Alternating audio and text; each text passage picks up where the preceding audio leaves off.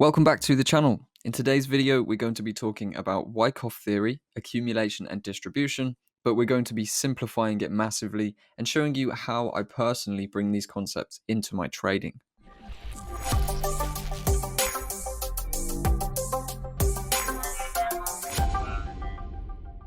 Just before we get into the video, I wanted to let you know I have a free 13-part video course that you can sign up for now. If you head over to the link in the description and drop your email in here, you'll be sent a link that takes you to a 13-part course on risk management, technical analysis, and trading psychology. Wyckoff Theory is a market theory presented by Richard Wyckoff long ago in the early 1900s. It was basically a method that looks at the psychology behind trading movements and works out where the market is likely to go. The Wyckoff Theory actually has four main phases. These are accumulation, which is a bullish range like this, distribution, which is a bearish range, very similar to this, but on its head, and then markup and markdown. The theory suggests that the market moves from one phase to the other continually.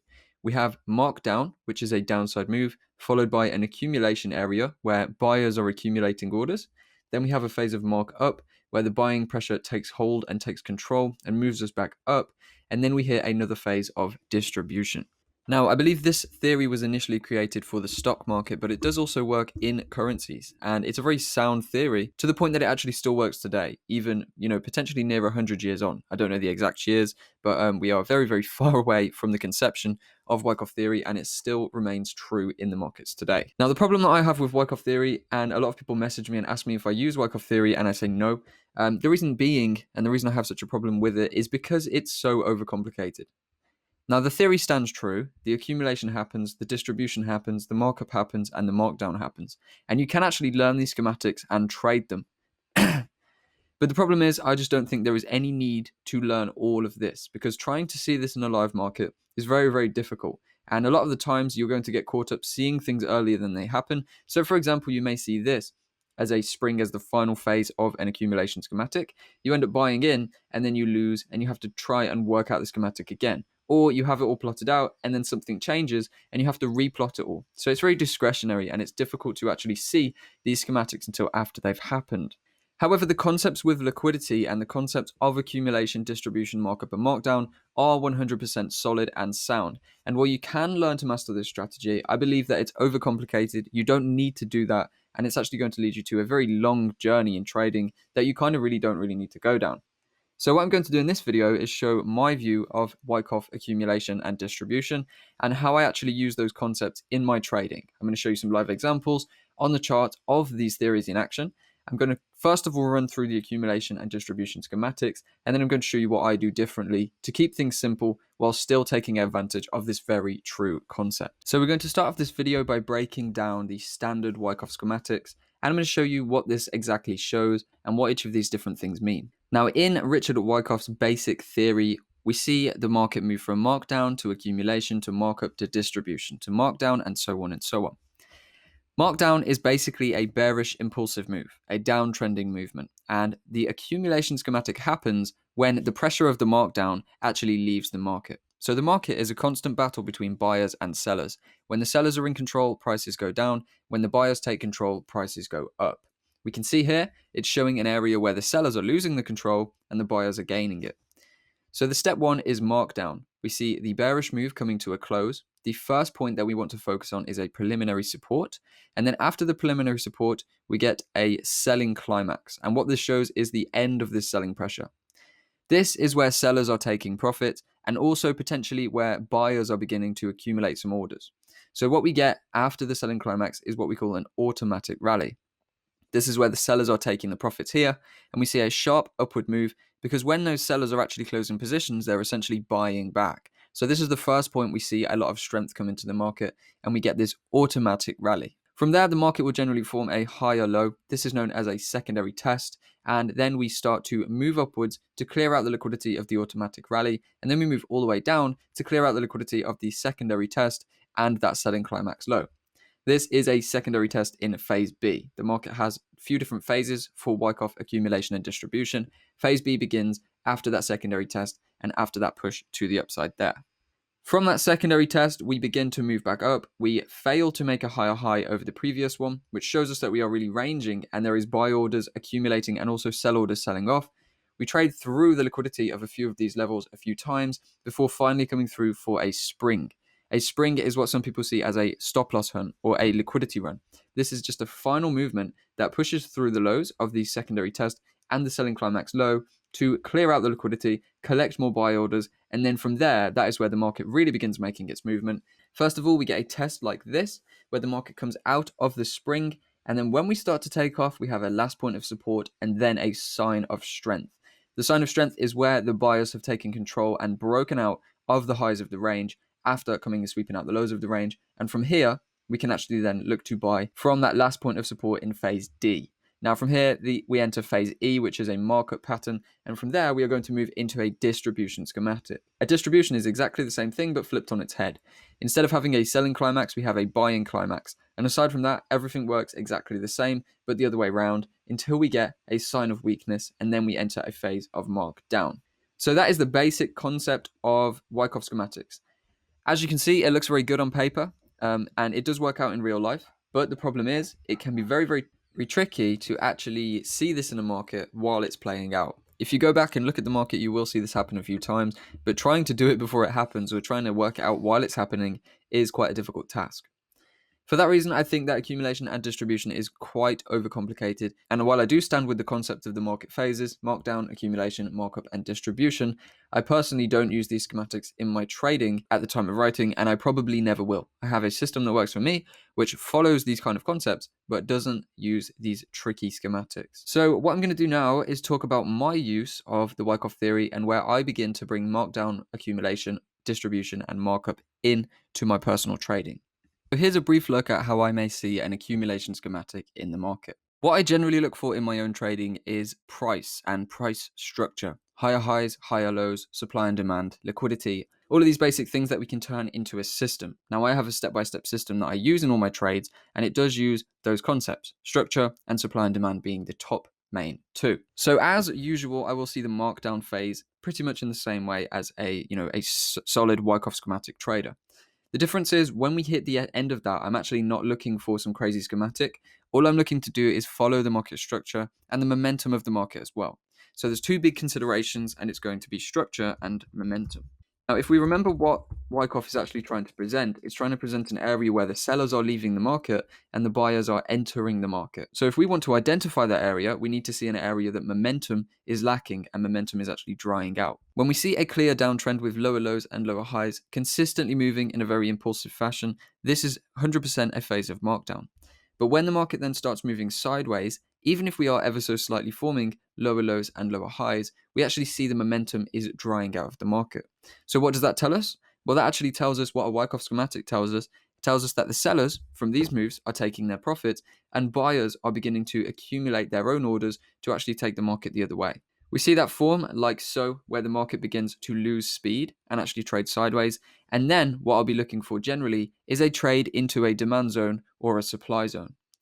Now, this is how I trade Wyckoff. Obviously, not all the time. The accumulation or distribution schematic is going to trade into a supply or demand zone. But if it doesn't, I personally won't trade it. Like I said, I'm simplifying my Wyckoff here, and this is just how I bring the concepts into my own personal trading. So as you can see, what I'm trying to see is just the market action and what's actually happening in the market in terms of the battle between buyers and sellers, using, of course, structure and using the supply and demand in my trading. So rather than trying to work out a picky schematic and trying to draw every single bit on directly, I'll actually just look for areas where the momentum is drying out of downside moves, and then I'll begin considering things like the sweeps of liquidity. So when we see a markdown move coming to a close, we are generally going to see the momentum dry out, but the market may still be forming these slightly lower lows and lower highs.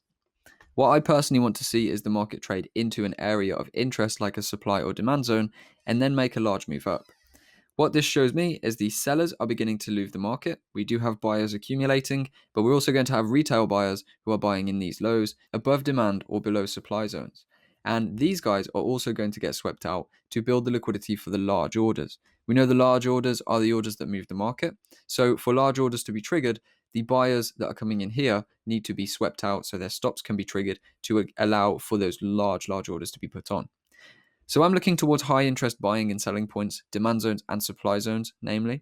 And when we trade into those and get a large impulse up, that's going to break some previous structure.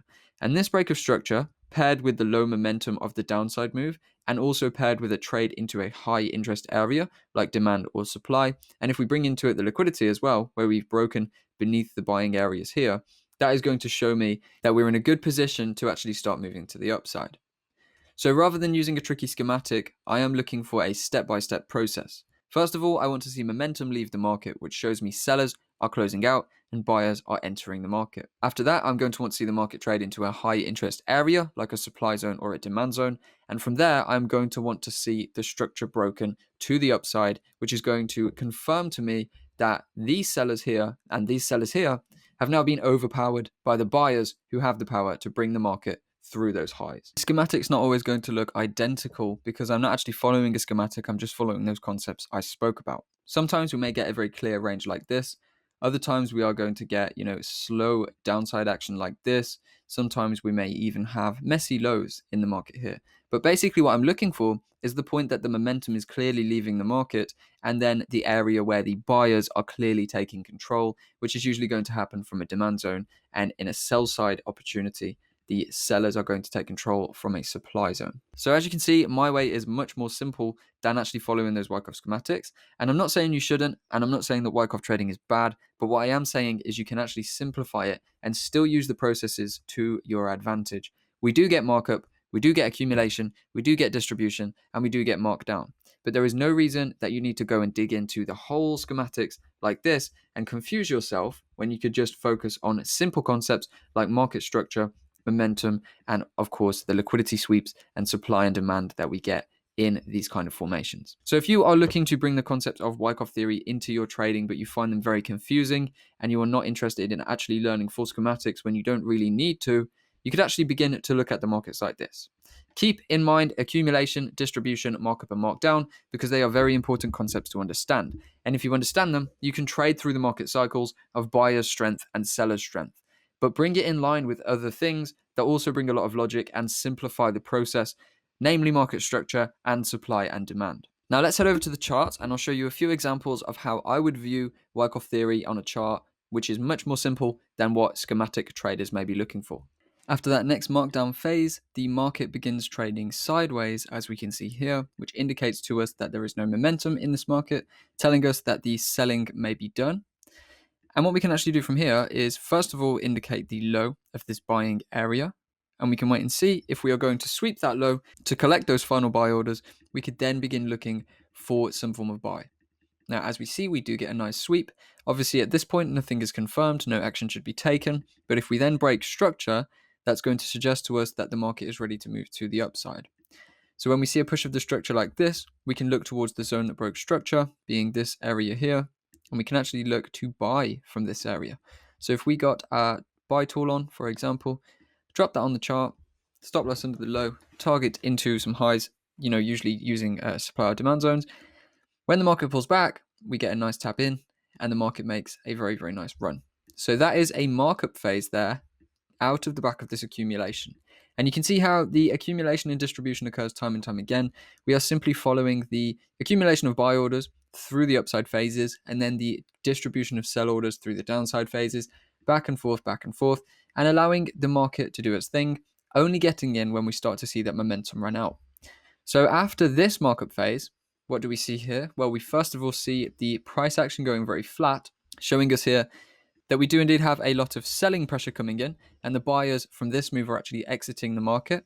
We see there the buyers lose their strength, the market moves sideways, we get that sweep, known as the spring in an accumulation schematic, and then when the market sells off and pushes through some of these structural low points, we can actually then look towards some of the supply zones in the top, focusing on imbalanced supply areas to actually prep a setup. So as an example, if we were selling in from here, targeting somewhere back down into this zone, for example, we may indeed get a very nice entry, but we only go for the entry after we have confirmation from the momentum and also after we have confirmation from the market structure as well. And that is a clear indication of the markup, markdown, accumulation, and distribution schematics that I use personally with structure, momentum, and supply and demand in my own personal trading. And we use the same concepts, but we have simplified it to our own process, or my own process, that allows me to understand the concepts of accumulation and distribution, understand the battle between buyers and sellers without having to break my system and without having to dig deep into a over confusing and over complicated system. And that brings us to the end of the video. I hope you've learned a thing or two here. If you were looking to get into Wyckoff trading, I do not want to put you off, but I've just presented to you what you could do instead if you understand and you agree that maybe Wyckoff is a little bit overcomplicated and maybe you don't need to learn all of these confusing schematics that are very difficult to track and trade in real time. If you want to go ahead with Wyckoff, do go ahead. The system is very good. The logic behind it is also very sound. However, I just think simplifying it to my personal process like this is more effective for me. So I hope you've enjoyed the video. Wyckoff Simplified. I hope you've got a lesson or two to take away. Now, if you do want to dig deep into my trading strategy and learn how I trade my entire step-by-step system, I have a Black Friday sale running now. There is 30% off my academy, and that is a lifetime access package. So head over to the link in the description below the free course. But more importantly than all of that, I just hope you found a lot of value in this video, and I hope that you can put some of this to work and maybe save yourself quite a lot of confusion on the Wyckoff theory. So thanks for watching, and I'll see you on Monday with a new analysis video.